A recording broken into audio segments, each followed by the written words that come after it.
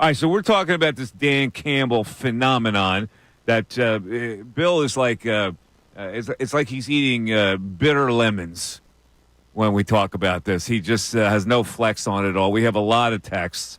But I want to bring up something here to start the 11 o'clock hour. We have not yet talked about the Eagles game against the Carolina Panthers, a game that many people think will be at least a 2-touchdown victory. However, I think to be fair, we must include the fact that Bill's favorite coach, whether they're connected by DNA or not, has lost 2 games as a head football coach with the Eagles as a double-digit favorite, which the Eagles are this week against the Carolina Panthers. Last year, Bill, the Eagles were a 12.5-point favorite against the Arizona Cardinals. And you know what happened there? The 3-12 Cardinals had 15 more first downs, 174 more yards, ran 25 more plays, and held the ball for more than 20 minutes of game clock. They did not punt the whole game. You remember that game, right? That was in the middle of the collapse. That really was in the middle of the collapse, and that was when the defense coordinator was who? I think it was Patricia. It was then. Matt Patricia against their old defensive coordinator, Jonathan Gannon. Johnny Gannon. The year before, Nicky S. was a 10.5-point favorite at home to the Commanders. Lost the game to what quarterback? What quarterback did they lose that game to as a double-digit favorite? But they were 8-0 at the time, and they let Taylor Heineke That's come right. in. Yeah, Taylor Heineke came in, and that was a big upset. Heineken was the quarterback. So, listen, I'm not saying this is going to happen. I'm just saying Sirianni in the past has lost twice as a double-digit favorite in consecutive years. So, as Ray said this morning before the show, he's due. He's due for one this year. But, look, I don't think that the Eagles have a chance to lose this game. And I know you're not supposed to take any opponent lightly. I just think they're so much more talented. However, to your point about them losing 2 years in a row now as double-digit favorites, you also have to look at what the Carolina Panthers have done the last 4 weeks of their season. Yeah, they're 2-2. Well, they beat 2 crappy teams. Well, they started two good teams. But after starting the season 1-7, you're right. They won 2 in a row against crappy teams. Yeah, and then Saints and Giants. The Kansas City Chiefs were a double-digit favorite. They almost won that game against the Chiefs. And then last week against the Bucs, they had the game won, but the Bucs came down, tied it up, and won it in overtime. So they've been playing better. I'm not expecting the Eagles to lose this football game, but the Panthers have been playing better. Bryce Young last week threw for 298 yards, had 2 total touchdowns, 0 turnovers. Against the Chiefs, Bryce Young threw for over 260 with a touchdown and 0 turnovers. He's playing a lot better over the last couple of weeks than what got him benched for Andy Dalton to start the season. So you don't want to overlook anybody. First of all, there's no chance they lose this game. The Panthers are 32nd in the league, gets last, in run-stop win rate. They allow 166.8 yards per game on the ground. Against a running back, who only needs a few yards to set the Eagles' all-time rushing record. What's he need, 108?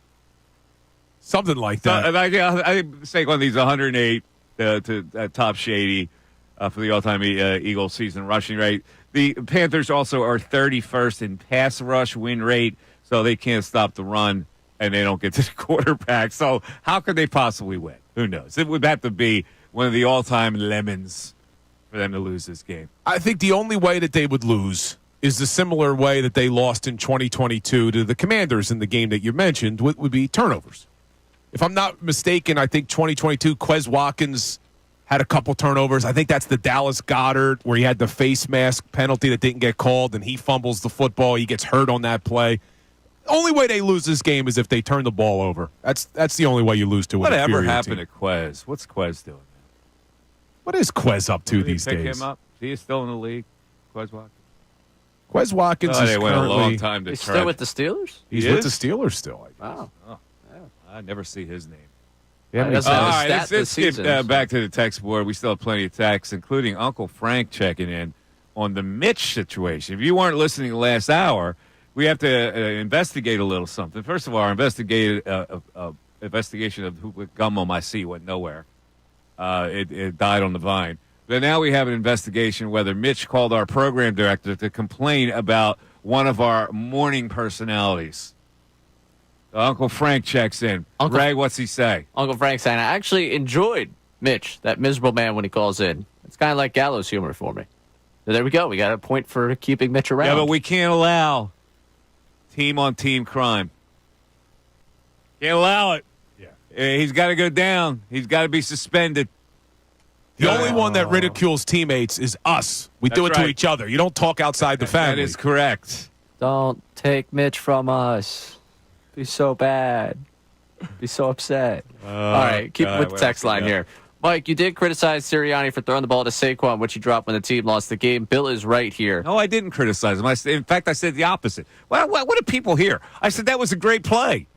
That was a great call, I said. Yeah, Mike, you talking about the Atlanta Falcons one? Yeah. Mike and I were both in I agreement. said that's a we great liked call. it. Where do you get that I criticized him? Come on now. Get it accurate. But you did criticize Sirianni with the decisions he made against the Jags, as did I. I didn't like the decisions, even though they won the game. Okay. Well, but get it accurate. Even Where you're going to rip me, get it accurate. Even the Saints game, I didn't like the decisions, even though they won. Mm-hmm. So I don't like looking at Campbell's decisions last night and saying, well, they won, so they were the right decisions. They weren't. They weren't the right decisions. And Sean from Cinnamonston agrees with you on that one. I completely agree with Bill here. Campbell got lucky. His one decision worked out yesterday. You don't go for it on the fourth down from your 30. You gifted Green Bay 7 points. You kicked the field goal with 40 seconds left to win. Both could have cost his team the 1 seed. It will eventually catch up with him. Yeah, so just eventually catch up. That's bunked. That's the Bill thing. It caught up to him last year. They're a better team this year. They're a different team. They won that game last night, missing 7 guys, and it did work out for them. So I love this criticism after the fact when something actually worked.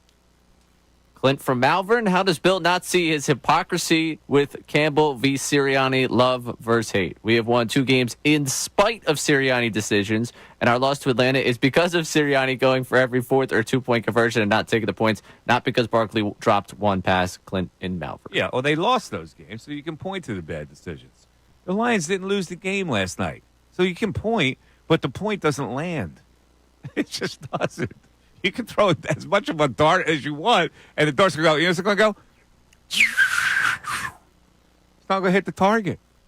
I disagree. All right. Look, let me look at some of these things that are being tweeted at me that are good points. Bill, if they threw a Hail Mary there and it was caught, would that have been a good decision? Is betting red on roulette 5 times and it comes out red each time, meaning that's a good decision? Bad decisions are bad decisions regardless of the result. That was a tweet from somebody. Although I do like the idea of going red 5 times in a row. And if you lose, you double it. And if you lose, you double it. Uh-huh. You lose, you double it. Okay. But no, I just don't think you could look at the fact that the Lions won and think that those were right decisions. You can't go for it on your own 30 and run the type of play that they ran. See, when you have the tush push, I think things are a little bit different.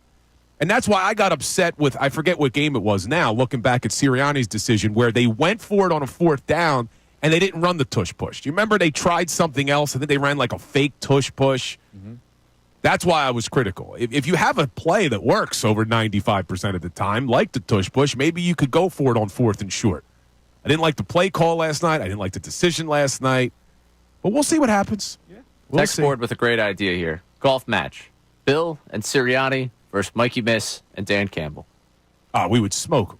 Dan Campbell can't swing a club. Well, people get this idea that I'm a Dan Campbell ally. Because I'm you not are. Dan Campbell ally. I'm just pointing out the fact. You think Dan Campbell can swing a golf club? There's no way he can Because swing he's a club. muscle man? Yeah. Well, look at you. I'm not very good at golf. Yeah, you're going to smoke them. Yeah, of course. And of course, it's going to be Tiger Woods. I could just imagine while he's at it. this would be the best. Mike Prison for that man. Mike on the green. Hey, Dan, can you help me read this putt? All right, man. Here's what you need to do, man. You're going to go about 2 cups left here, man. Come on, Mike. I believe in you here, man. Well, that would help me. That would actually help me on the golf. I need that kind of coaching on the golf course. And then when I miss it and I start whining and moping, he'll snap me back into form for the next hole, which has been my problem. I take missed putts to the next tee. It's not the triple bogey that ruins your round, Mike. It's how you respond to it that ruins I your don't round. respond very well.